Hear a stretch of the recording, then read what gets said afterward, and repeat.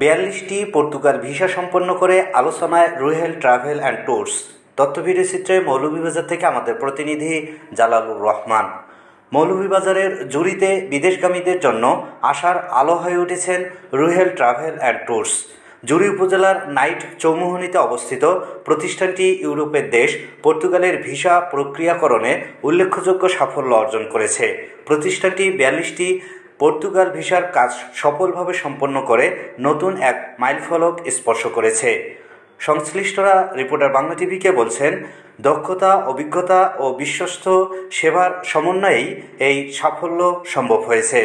বিদেশ যেতে আগ্রহীদের জন্য নির্ভুল পরামর্শ, স্বচ্ছ প্রক্রিয়া এবং গ্রাহকবান্ধব সেবার কারণে অল্প সময়েই জুরিসহ আশেপাশের এলাকায় প্রতিষ্ঠানটি ব্যাপক আস্থা অর্জন করেছে।